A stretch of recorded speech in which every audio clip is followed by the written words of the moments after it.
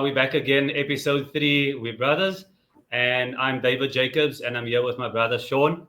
We're gonna flow back into our topics, but before that, let's just get into some listener responses. Number one, I think I made a boo boo with my sister.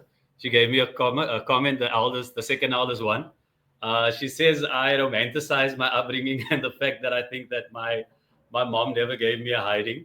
Um, she reminded me that I used to be a little naughty on Sundays at church, and my mom used to take me outside to give me a bit of a spanking, and the whole church would hear the commotion that's going on outside. So yeah, that's one of those things you can't not forget. But I try to block it out of my head. I don't know how Sean feels.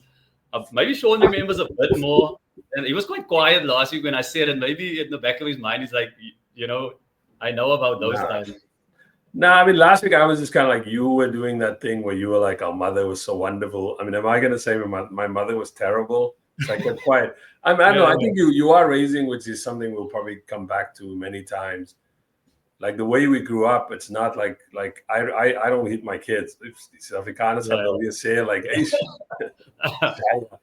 I don't hit my kids, but I do remember like we grew up in like a world in which parents didn't think it was unusual to like beat you. I mean, I had some beatings. I love you. That's why I hit you. And trust me, looking around the township where we grew up, I don't think that worked. I don't think anybody hitting their kid to love them worked. But somehow, as you know, there's still people who insist on this way of living. Yeah. I don't know. Like you said, I don't know if it worked there because the same people we grew up with did some horrible things later on in life. So you can't say that the hiding helped. So there must have been something else there. I saw a guy. I mean, I saw a guy like his mom like chasing him down the road, like hitting him. Then that same guy, he's in a gang, and then the police come around looking for him, and then his mom is like fighting with the police to protect him. So I don't know. It's like I think people romanticize. I think there's a lot of romanticizing of the past in South Africa. I mean, we'll talk at some point about white South Africans. It's a psychological thing. If you look at it, I think mentally people try to block out those things. And when you speak to someone, you want to say, I had this perfect childhood where I was the perfect child and my parents always loved me and they were never upset with me or disappointed. So you try and steer away from those kind of conversations so that it's always like superficial. Now everything was beautiful. I grew up well, everything was nice. When you sit still, you kind of remember. My dad is quite vocal. Even on, I think he would use Christmas at the table to remind me that my mom used to stop me or stop him from getting a hold of me when he wanted to give me a hiding because I was naughty. Because I think afterwards she's like, nah, this kid he's gonna get a hiding of notes. So she was like, nah. Brother, there are parents in South Africa who will tell you, even as a grown up, you're like a grown, as people you would say, grown ass man. There's no out for a pakkie. So this is not I think you were I think the context, I think we for our comment, our sister Sharon, if she's listening, the context was Sharon is like 2 years older than I am. She went to the same high school.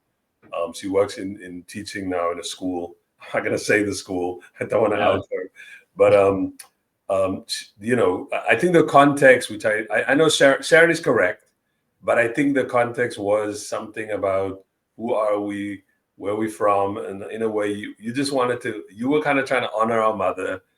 So you weren't gonna like, oh, my maat met baie geslaan. I don't think that was your point. Was just to like, just want to like. And that was, I think that hidings came when I was like, what, 2, 3, 4 years old or some shit. So, come on, David. You're romanticizing David. No, bro. It's gonna. From my dad, maybe. From our dad, it was later. From our mom.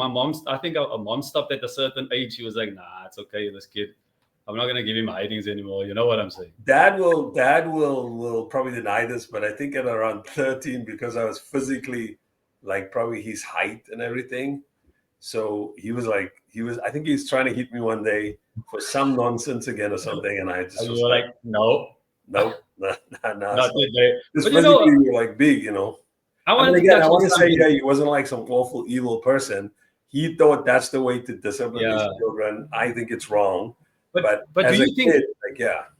But do you think I'm getting very animated about this now? But do you think as a because I felt like this, my dad gave me a hiding, yes. Hmm. My mom would talk to me later on, but that talking would be worse than getting a hiding, if you understand what I'm saying, because it's almost like, yo, I'm disappointing this woman. I can't do this. This is not right. But getting a hiding is almost like, okay, you're gonna get a hiding and it's over, and then you can go back to what you were doing because then it doesn't defeats the purpose basically. I don't know how you feel. Look, this stuff was widespread. I mean, I know you're trying to say there's a difference between the way your mom disciplined you and your dad disciplined you. I don't remember. Actually, this is another topic also. I actually don't remember my mom disciplining me. This is another part of. Are you trying to say you were good or like you get No, I mean angry? some people don't like to hear this, but I was a bit of a like little. I was older. I had had grown up among all our sisters, so she did give me some kind of special treatment. I was like a mama's boy, so I get Yeah, like I don't actually remember her actually ever giving me a hiding or anything. I think I was mostly like my dad, like my pa het vir my it's for my yeah. like discipline if you want. But I want to make this other point before I forget because I'm going to forget this. I think we forget also how widespread this was in school. Yeah, yeah, yeah. At Jayabiri Everybody's got a school, story. Everybody has a story. Like they can tell you about. And by the way, you could stand in your yard and you could hear your friend getting a hiding over the road, and that's about it. You didn't think anything about. He comes out, you just like, yo, are you okay? Okay, let's go play tennis. Let's go kick the ball. Like it was normal. It I'll tell wasn't. you two stories, and I don't think if anybody of these people will listen to this. So when Don't I was mention in, names. Don't mention names like so I'll mention anonymous one from one, like oh, primary anonymous one, and school. anonymous two. No, I'm gonna say names. Ik sal Okay. ook tell my bro. I'll mention names. I went to Stephen Road. I went to Buck Road first. Shout out Buck Road over by the Fifth Avenue. Yeah. What Close was to the that? That terminus. little mall there by the terminus. Yeah. So I went to Yeah. school there first. They built a new school. Came to Stephen Road, and you know we know this. I was a good student. Everybody loved me at school. Apparently, I don't know. But I had one teacher who was my he was the Mr. Morris. I think this was like that they used to call it standard 2. I think that's like grade 4 now. Before, yeah. This guy, he had a rotang. I know rotang is I think an Indonesian word for like because Afrikaans Same, is also a language that same. has lots of words from other languages. And in any case, Mr. Morris, he had this rotang, my bro, and if you did your math and your math wasn't right or something. I don't know if it was math or Afrikaans or English or whatever it was. I just saw him beating this kid under the table, in the seat. I was Yeah, like, yeah, yeah. is this schooling? That's crazy that type of behavior was considered schooling. I don't know if you have any from primary schools. I'll tell my high school one. Yeah. Would you want to go back to school number one if you get a hiding like that? All your mates saw this. You got to go out the interval and go and join them, and you can't even sit. I've seen one of those before. I've tried to block one out. We were like making a noise one day, and we were sent to the principal, and he told us we must come the next day. He'll sort us out. And then all of us basically told each other, look here, we've got our school pants on, but we're wearing jeans underneath. And then this guy found out, and then he just flipped and he lost it, and he just went through all of us. He started hitting us on our backs and What over school our was arms this? and shit. What was this? Groenvlei secundaire school. Groenvlei, soft tone, Yeah, suburban, Lansdowne, Groenvlei. exactly.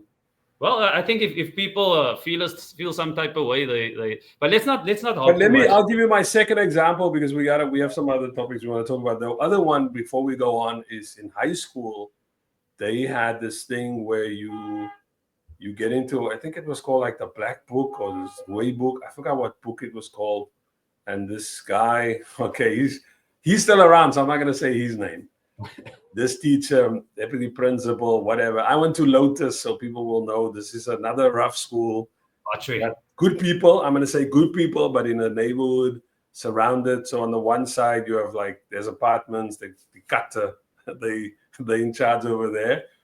And the other side, the mongrels, like there's like a canal, like a water, like a canal's flowing, and there's a road and a field, and then the mongrels are there. So very working class school. So I actually one day we'll get more deeply into this stuff. I don't actually think some of the teachers liked us or even like to be there, but so be it. But then this one teacher, he had this thing where if you did some minor infraction or something, you get to be beaten up in the, like, take you to the principal's office, bro. Takes out this like rotang again. And it's like how do you describe a rotang for people who don't know? It's like a cane. Like a It's cane, a yeah. bamboo.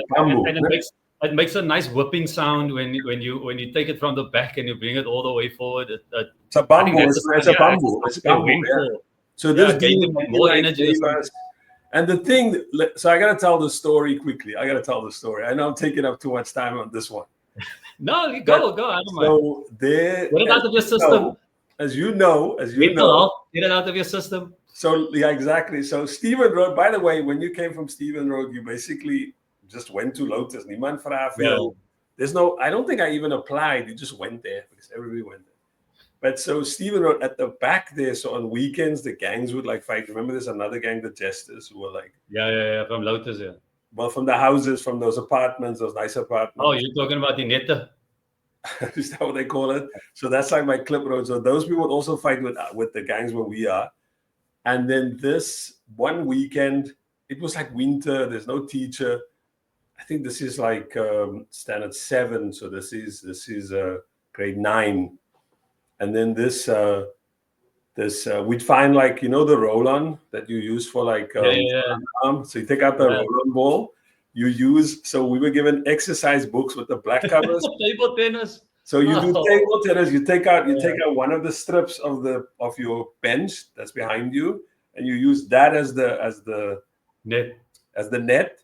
And so there's like real tournament, bro. There's like tournament going on. My whole accent's coming out now. Tournaments going on.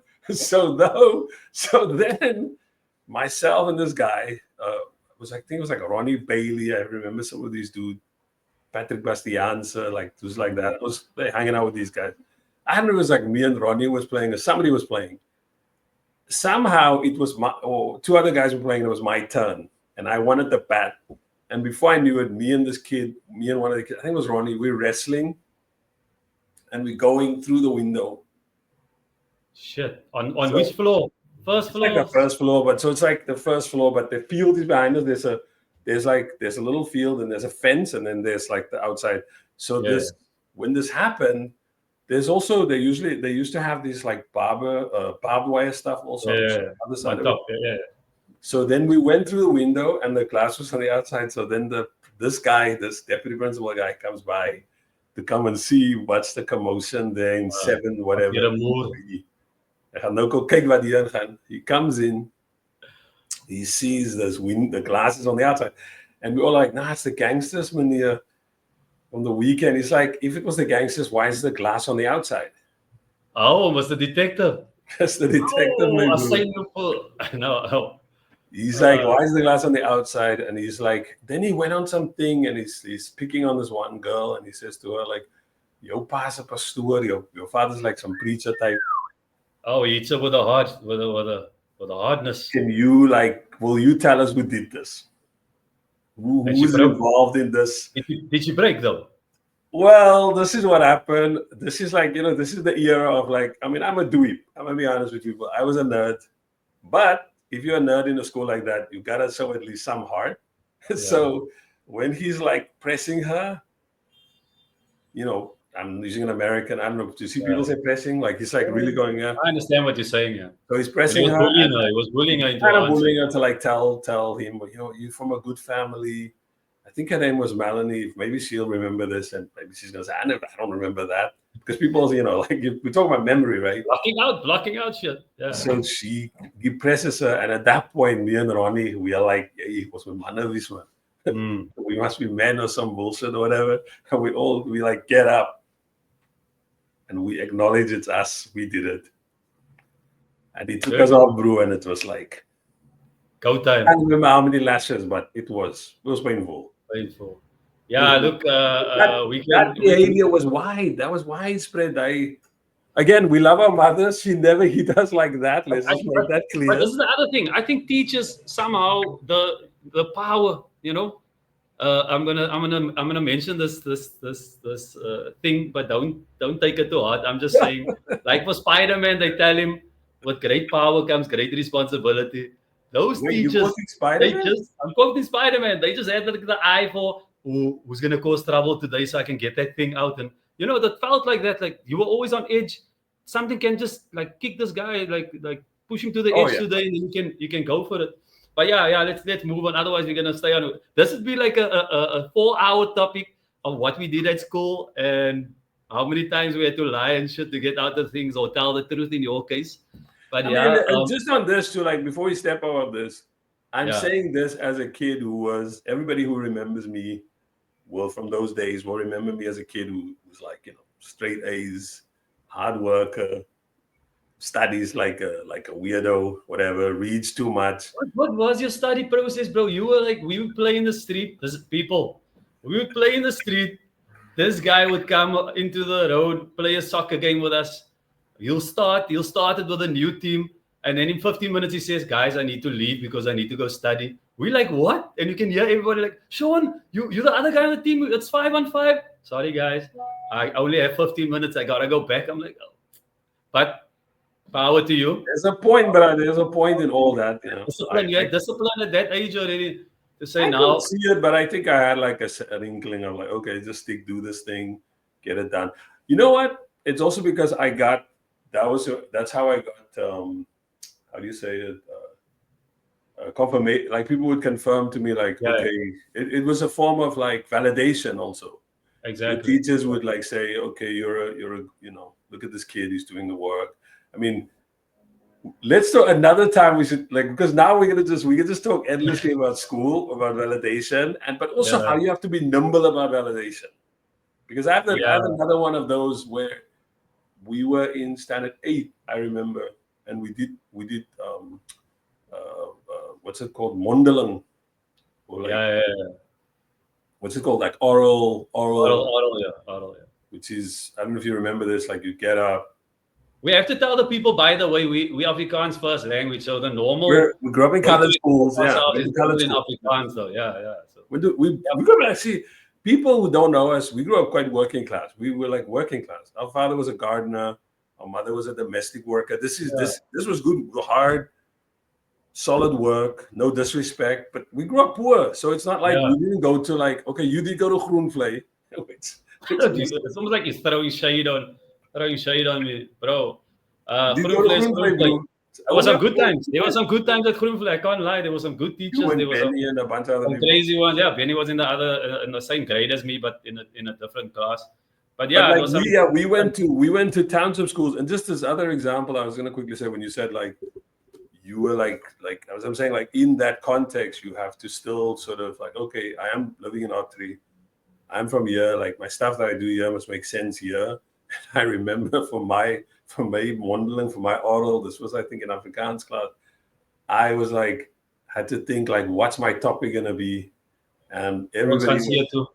wants to see it too. Nah, I did. This is a true story. I think it was like 15 maybe or something, and I did the Valentine's Day massacre of Oh wow. 19, I think 29, which was a mafia killing in Chicago, and that was like, bro, everybody was just like, What happened? because that's how you go like research that thing, you in and out, because so that you can like, because you know that that's the shit that's around us, Yeah. gangs, violence.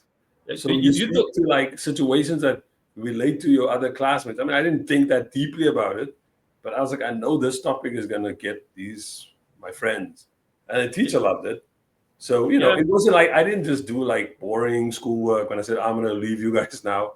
I also went to read like on my own, and read some Yeah. other stuff that I thought was interesting. Yeah.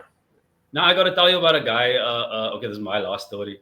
I never really knew anything about Spanish football, and it was also oral. And this guy came to school. Shout out to Naim, and he stood up and he said his favorite soccer team is Deportivo La Coruña. I was like, okay. Because the normal thing is like Man Wait, this United, is like, when is Liverpool. this? When is this around? I'm like, what? What year? What year is this like, about? What year is this? What year is this?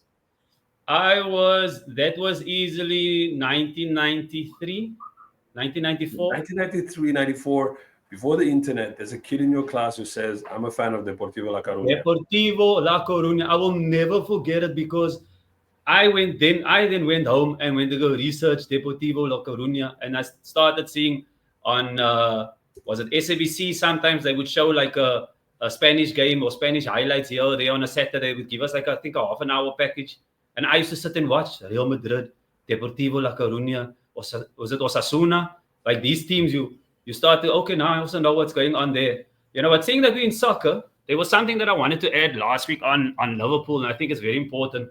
I think there's a lot of people who support Liverpool. They hear about the cop every week. I know you know this, but a lot of Liverpool soldiers back in, was it the 1920s or something, during the Boer War, they lost a lot of soldiers on a hill called Spioenkop in the Boer War. And that is why behind the poles on the right hand at the Liverpool Stadium, that is why it's called the Kop, and it's got a connection to South Africa. And when I found that out, it gave me like more validation on Liverpool is my team. You know what I'm saying? So they've got that South African connection. I don't know if United supporters can tell us about their connection to South Africa. Quinton, they've got Quinton. I'll be waiting. Oh yeah, Quinton Fortune. I'll be waiting for that one. But yeah. Actually, that's another interesting thing. We love to talk about like Bruce Grover. Bruce Grover is like from Zimbabwe, or Craig Johnson from the late 80s, who was actually Australian, although he was born in South Africa. And then I think there was a guy who's from Chile, Gonzalez, I think was his last name, Mark Gonzalez or something, who played for Liverpool. No? But none of these people kind of like grew up in South Africa. They're not like products of like the South African football club, amateur clubs. So if you think like, if you just take like you're making up this, you coming with this link to like the Premier League and to Liverpool, and then you were like throwing shade at United. So I'm just going to point out like United can at least claim that they have an actual player who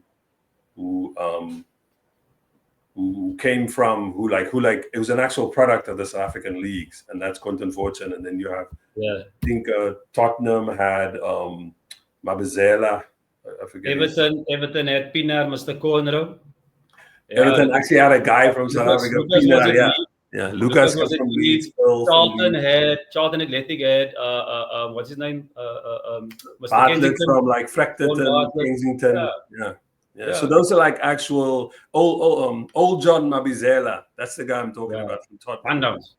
Yeah, I think he played for Pirates also. I don't know if he played for Sundowns. I think he played for Sundowns I think when he came back, he played for Sundowns.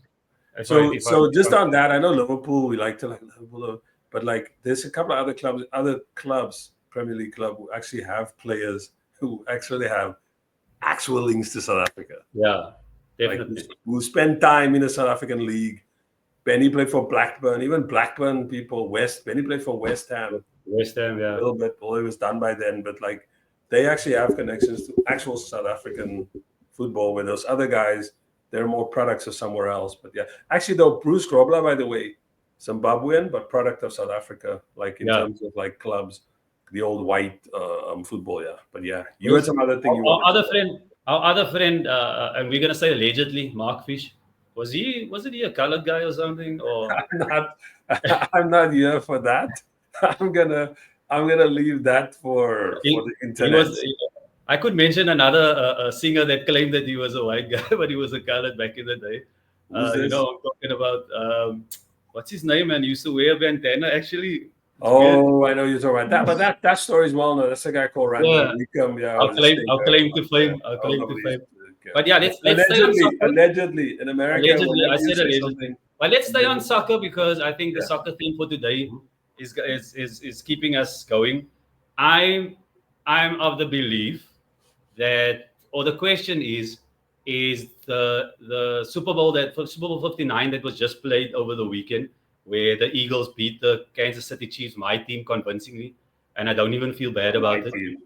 Yeah, my team, the Chiefs, for the three-peat. And the worst thing is they went to go buy out the word three-peat from what's the coach's name of the Lakers that used to be at the Lakers, I think. He patented the word three-peat and he sold it to the NFL for the Phil last week. Jackson.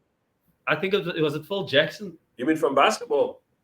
Yeah, Oh. he claimed the word three-peat, and he sold the three-peat to NFL to use this weekend. And then I saw another clip on TikTok that said because the Kansas City Chiefs didn't win, they flew. They fly their gear out. Whoever lose, they fly the gear out to Africa. So they flew out a plane of three-peat clothing to Ghana. So those people there will be Wait, having no, three. before you slander Ghana, before you I'm slander, not. I'm do you not have slandering no, Ghana. I'm saying they're selling clothes. they're flying it out to an African country. You are correct. Yes. But the question is, or Guatemala, or somewhere in let's not slander Guatemala, somewhere in Central America, because as you rightly point out, this is like sort of secondhand clothing that you donate or whatever. But still, my point is just make sure it's Ghana or not some other unnamed country in Africa. So we don't want to slander if we ever get Ghanaian viewers. Or the one for the week where Trump said $50 million dollars of condoms were going to go to Gaza, but it was Gaza and Mozambique. That guy is clever, I must say. Now, one, two, three. I wonder how his schooling was. I doubt he never wanted to release his paperwork from university. He went to a private school, I think, in Manhattan, and then he went to Penn, University of Pennsylvania, which is an Ivy League school. So he's like, wait, he went to a military school, didn't he? We could look it up. But I think he went. He's a product of like. At the time when he couldn't go to the you want to give me the question you were going to ask was. There's a whole thing here where people have said, and I've seen some Vox Pops where people are like, do you think the Super Bowl is bigger than the World Cup? And what were you going to say? I can tell you something from my side. Like the Soccer World Cup gets what? 1 billion viewers every 4 years. The NFL, this 59. The last World Cup was 1.5 billion people watched. You get what I'm saying? The Super Bowl this past weekend got 123 US citizens watching and 62 million international viewers watching the Super Bowl. So it doesn't even come close to that, right? Number two, you've got a growing soccer community, and it's cheaper to go buy a soccer ball and play than to go get pads, cleats, all these other gear that you have to wear. And you can kick a ball in the road. I'm not saying you can't play football on your lawn, but if you want to consider World Cup soccer to NFL, there's a massive difference. I don't think it even comes close to what we believe. And then, I mean, I just feel like there's a higher number even now with the females that joined the sports. I think over the last 25 years, the Women's Soccer World Cup has grown. So I don't see any way that you can compare the two. But you, as the guy from the US, I'm gonna throw the question to you, and I'm gonna ask you, Sean, in your humble opinion, do you feel that the NFL Super Bowl is considered to be like more viewed by the world than the Soccer World Cup? So, firstly, I think I agree with you. This to be Super Bowl champion, this is a sort of. For me, it's like a dumb reason, but I'm going to say it anyway. They like to claim that they're world champions, but it's not a real title. It means an American champion, but they are a world champion in a way because nobody else is playing this sport that they play. So they dominate. Let's rest that.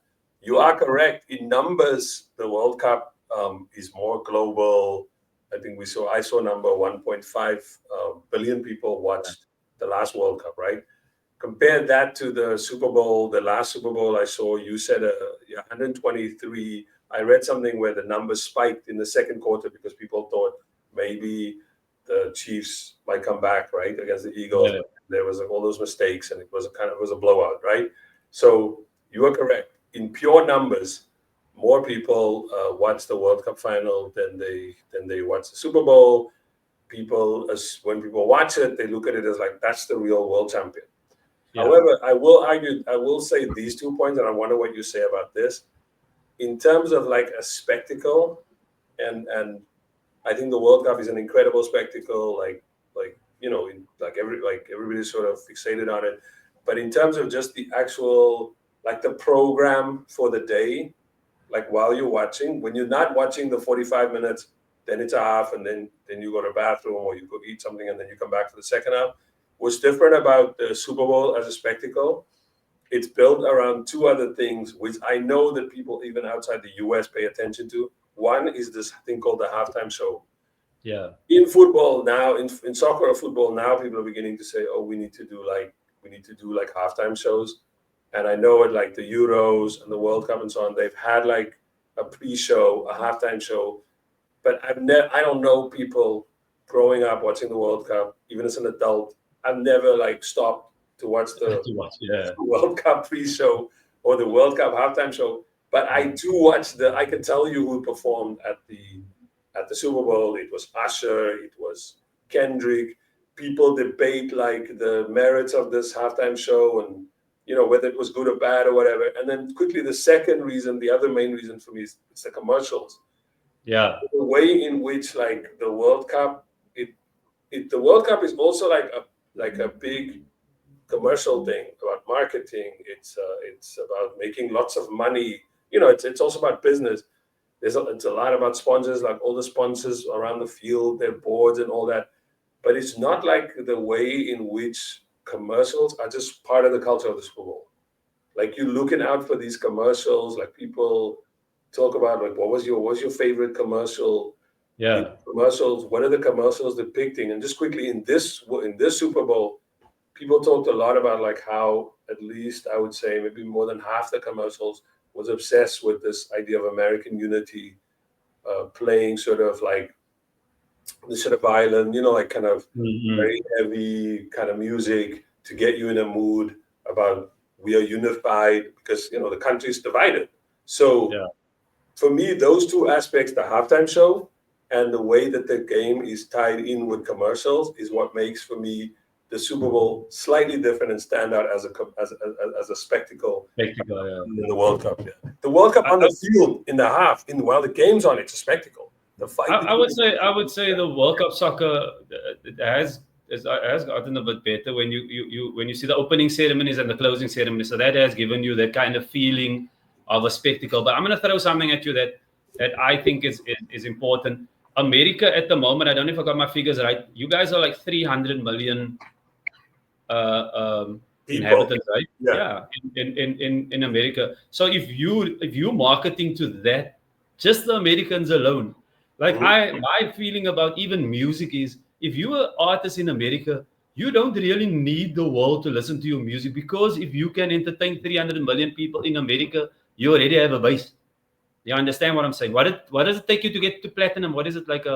Is the million? I forgot what the numbers are, but yeah, you got to sell some records. You understand what I'm saying? And you've got 300 million there already. So if you are so lucky, if you're born in America and you're an artist or you're a American football player, a baseball player, NBA player, so that's why you guys can put up that kind of money as well, because you market your player to the US, but also you get viewership from outside. I mean, you play some of your NFL games in Brazil.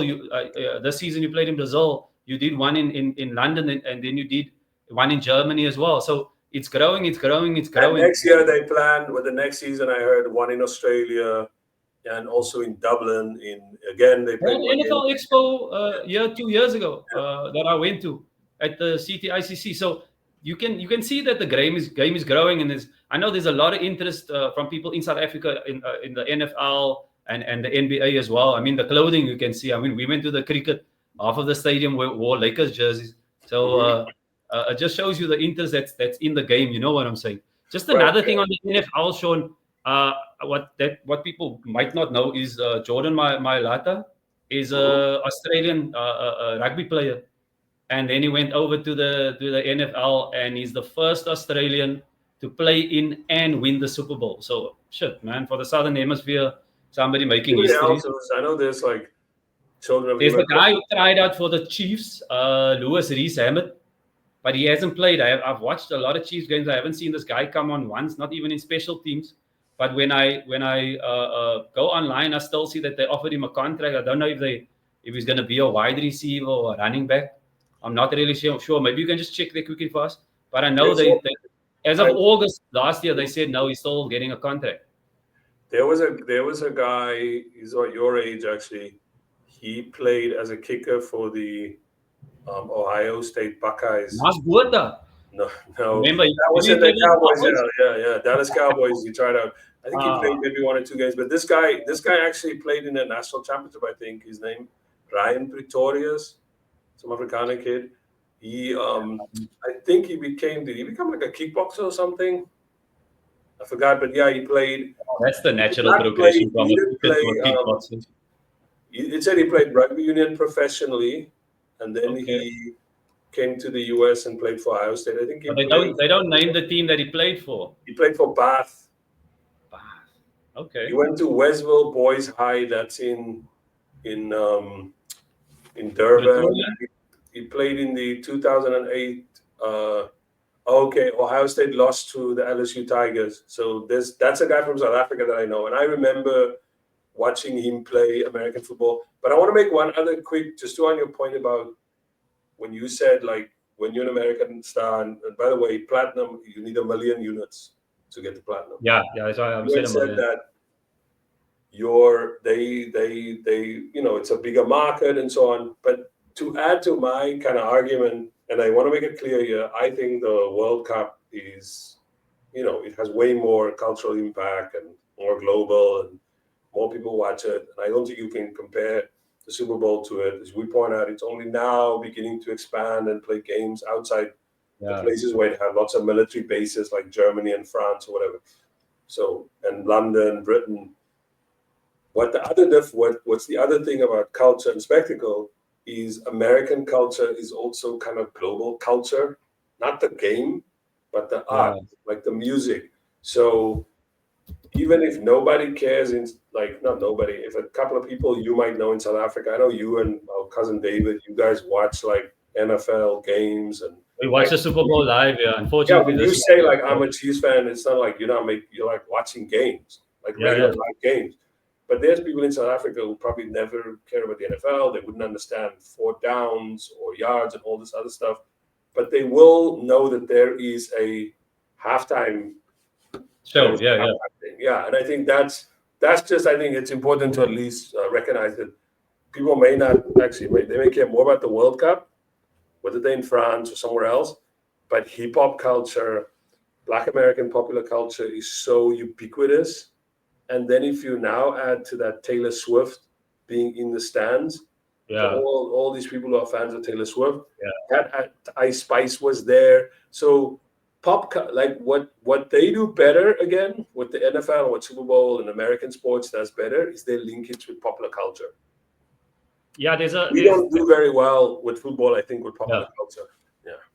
There's something that came out recently because obviously I know Travis Kelce and his connection now with Taylor Swift, that she has brought on new viewership, especially from like the young female and older female market. I think it added on like something like 20% to viewership, just for her going to the stadium and shouting there with his mother and going crazy because after every time he catches the ball and makes a run, gets some yardage, and then all of a sudden they go to Taylor Swift like. Right.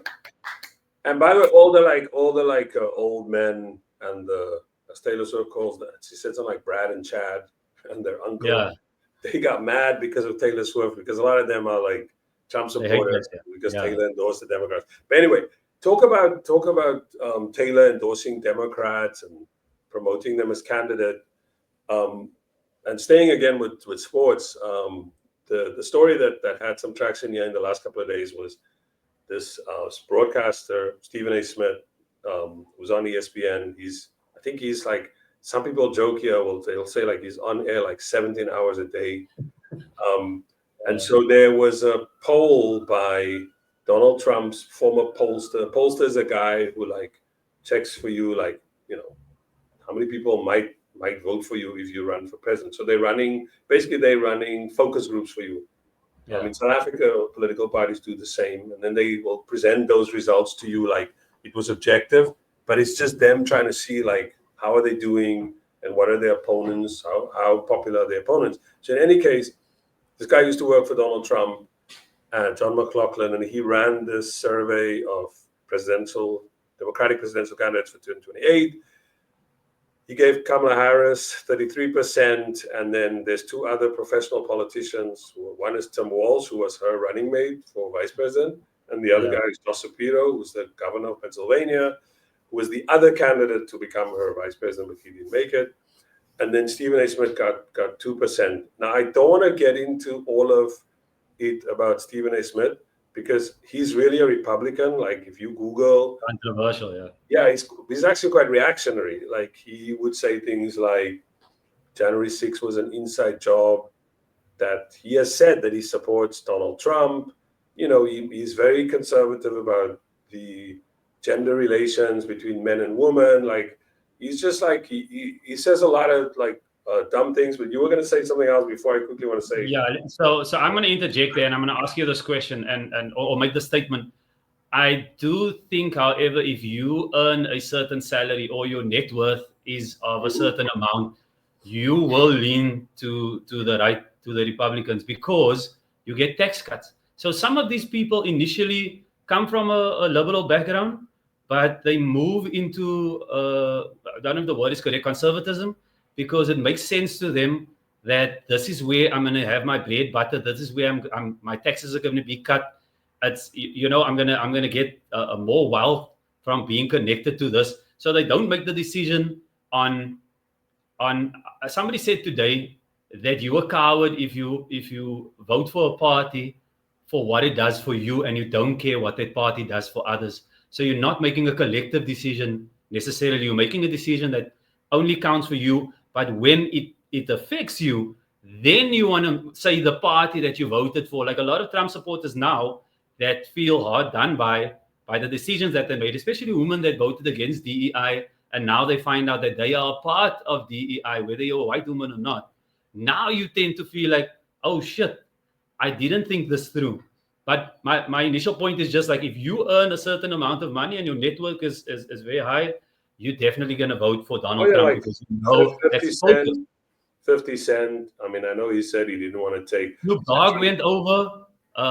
Who's the Nelly went to go do a show for him. They now Dog went to, and the thing about Snoop, Sean, Snoop made videos late last year that said, I want to see the Uncle Tom that's gonna move over to Donald Trump. If you but how quickly do you change your... That's the other thing about American politics. But let me get to your... I just want to quickly respond to your point. Yeah. Like you saying what, like in America, often when people get money, they become more Republican because, yeah, it's the party of limited taxes, limited government. We see now they're trying to break up the U.S. government at the national level. Oh, at the federal level. So crazy. And I was just going to say, like 50 Cent, for example, he left New York, moved to Houston because New York has higher taxes, and Houston, Texas, Republican state, and 50 Cent, people like 50 Cent, you mentioned like Nelly, who goes to perform at Trump's some crypto thing along with Snoop. I mean, there's a couple of other rappers who's escaping me my mind, who've also made it clear that they would vote for Trump because Trump is more interested in paying taxes. But I want to say one other quick thing. A lot of kind of Black entertainers, sports figures that we sort of, that, you know, the people who circulate in the world we read about, our friends talk about, people that they admire, they also like Trump, Black men mostly, not just because of the like taxes often, but also because like this kind of very kind of male dominated, like masculine politics. Like Trump is a man's man. Yeah. And there's a lot of, like in Black culture often there's also this like Asian white culture, but there's this kind of real emphasis on like, you know, men have lost their place. Like America, I don't know what the debate is like in South Africa, but yeah, it's a lot of like men have lost their place. Men have been set back. Men are not men anymore. And Trump will bring that back. So there's a lot of, if you spend a lot of time on kind of hip hop news sources, podcasts like that, that's how they sounded when some of them decided not to vote for him in the end. But I think I'm not surprised if like Stephen A. Smith is a Republican.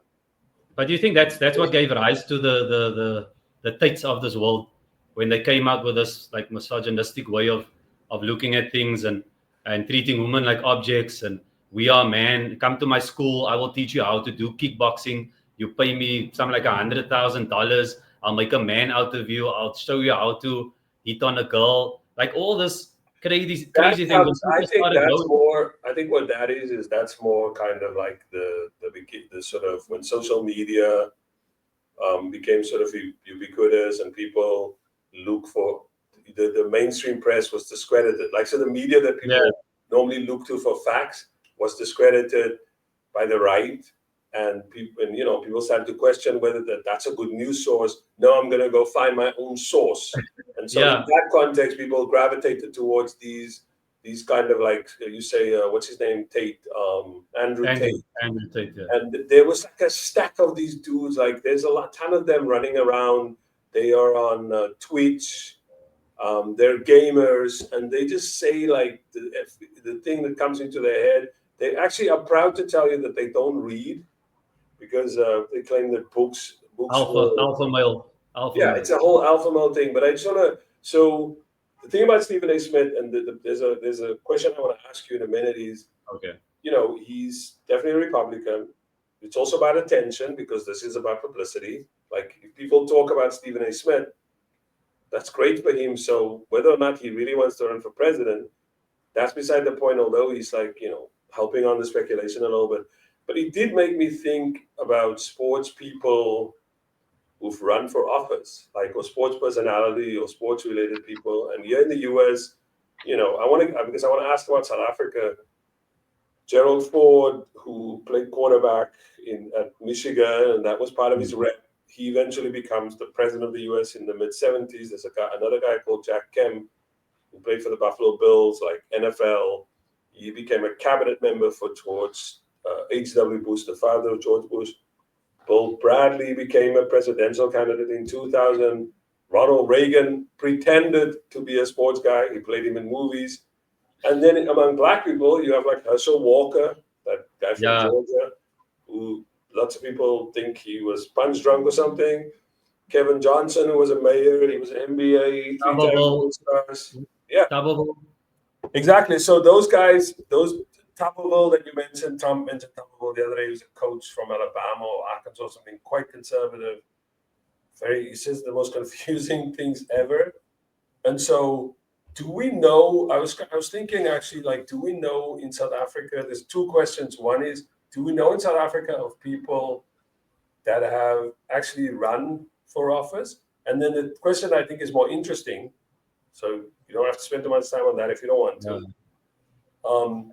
Is there somebody in South Africa from like the sports world now that you could think as someone who could run for office? Like, is that a thing in South Africa that you look and you go like, oh, it's absolutely not a thing. Sorry. The only person that I could like reference to is Davi. What's his name? Davi de Villiers was, I think, was a scrummer in apartheid. Guess what his real name is? David Jacobus de Villiers. So if you lose that you'll be a David Jacobs. David Jacobus. Jacobus. Okay, my good Afrikaans. So he was ambassador for South Africa to the United Kingdom. So that was his claim to fame. To your second question, and to the first one, I don't think there's a lot of people. It's only, I can only reference him. Unfortunately, the closest I can get is maybe Peter de Villiers, that's now at the MK party. We spoke about him recently. But I think in the future, we spoke about this before. I think the perfect person, whether or not I know what his leanings are in politics, whether it's to the side of the DA or ANC, or he wants to start his own party, is probably Siya Kolisi. Because when people speak about him, even around the world, he's a man of the people. So we've got other examples like that. I think is it Imran Khan that became the president in Pakistan. And then you've also got, I think, George Weah in Liberia. So you've got this overlap from sports to politics, but it's not very prevalent in South Africa per se. So I think there's obviously opportunity for people now coming up because of social media. You see them a lot. You see what they do in the community. So for them to take that step up, would obviously be amazing, and people would vote for them. So because remember, your the 47th and the 49th president, if I'm no, the 45th and the 47th president is Donald Trump, who was an actor on TV telling people you are fired, became a president not because of his credentials, not because he's a what do you call the people that's been in government for like a long period. Like a bureaucrat or Yeah, he's not a bureaucrat. He's nothing like that. He was fresh. He said things without. He used to make jokes of people and say your wife is ugly. Don't talk to me. You won't win against me. And by the way, your father was a assassin. He killed I don't know who. Like he used to make up these things, and it was entertainment for people. You understand, and that's how he won the presidency. So I don't see why a sports personality couldn't cross over. But for now, I think it's probably like. Siya Kolisi, yeah, he would probably be the main one if I could think of someone that would be able to transcend. I mean, just to abstract, because we can talk about many other people, and there's people here that are sort of similar to Kolisi, like, although some better politics, Colin Kaepernick, in terms of potential. Yeah. LeBron James, I think he's a bit more like Siya, where it's unclear sometimes to figure out what his politics are. He's very careful, and I know he's on, say, for example, Palestine. He's mourned the Israeli death, but he's never said anything about Palestinians. Maybe somebody like Megan Rapinoe, the gay football player, sort of purple hair, for equal pay for sports people. Then maybe Naomi Osaka, the tennis player who identified with Black Lives Matter and talks a lot about mental health. But I want to say this: mental health, yeah.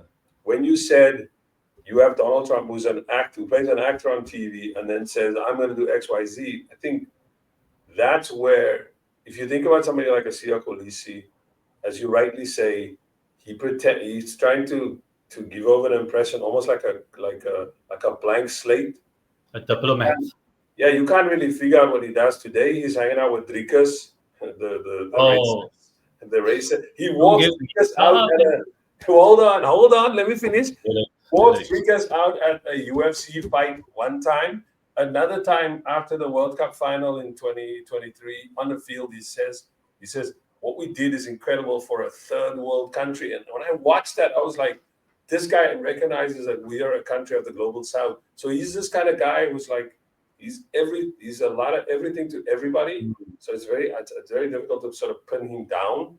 And so Siya Kolisi, you're right. But here's why I think somebody like Siya Kolisi could become interesting in South African politics, for better or worse, or whatever. As you said, we are just observing this. Yeah. Is those characters, when they come into politics, they present themselves as like, I'm coming from outside of politics. I'm not part of this dirtiness of politics. Craziness, fraud, whatever it is. Trump said, I'm going to drain the swamp. I'm not a professional, I'm not a lawyer. I'm not these guys who come through law school and they become public representative. Sorry, I'm coming from somewhere else. Berlusconi did this in Italy. I built like a football club, AC Milan. We'll build the country. We won the European Champions League. We won the World Club. I don't think it was called World Club Cup, but it was called that. They won that. So it's like, my success is I know how to run something and make it and win. Siya can say, I won the World Cup as captain of South Africa, back to front, back to back. Yeah. I'm the first black man to do it, and he's the first sort of like black rugby player where there are many others before him with immense talents, Brian Habana, Chester Williams, etc. But they never had that appeal. When they played, they was still white, so still was divisive about them. They weren't like, are they there on their own merit? With Siya, whites used to say that. Sir, can I ask a question, sir? I just want to make a statement, sir. So with Siya, you're quite right. With Siya, you can put him in the same mold as a John Smith. I'm saying nothing about their talent. They're talented players in their own right. But even their teammates would confess that they weren't the best hooker at the time in the country, or John Smith, but he was a good leader. He was a great leader. He knew what to say. He knew how to rile people up. He knew how to get more out of the players in the last 5 minutes. Same with Siya. He's not considered the best flank in South Africa even. But for the role that he plays, and this now dual for the country, for the team, and the fact that he could win 2 World Cups, that was amazing for me. So I say big ups to the guy. If he wants to run, I'll probably vote for him if it becomes clear which way he's leaning. So let's end this program. I'm gonna just ask you like a quick question about to describe somebody, I don't know, in one word. It's like somebody who's not even a sports person. I know there was a joke on one of the late night shows here was like talking about how pasty Trump looks or unhealthy he looks because he eat burgers, McDonald's all day. And they were like, next to him is this another pasty guy who doesn't look like he goes in the sun, Elon Musk. With his little son who's scratching his nose all the time. That one. And says, where can we get out of here or something? Like when you're watching Elon Musk from South Africa wreaking havoc in America, but also then dragging South Africa into it, what's the word that comes to mind for you? I had a little thing written down, man, about him. It's like he's the richest man in the world, but he can't even buy a personality. So this guy is he's got a personal vendetta, and now he's got a friend in Carrot Top's dad, the little orange man, that's now gonna do all his dirty work. I mean, even somebody said, "Yo, bro, stop, having a press conference together," but he's given. Stop before you go on. Some people may not know who this Carrot Top is that you're talking about. Oh, he was a comedian, and he had orange red hair, so they referred to him as, or he referred to himself as Carrot Top.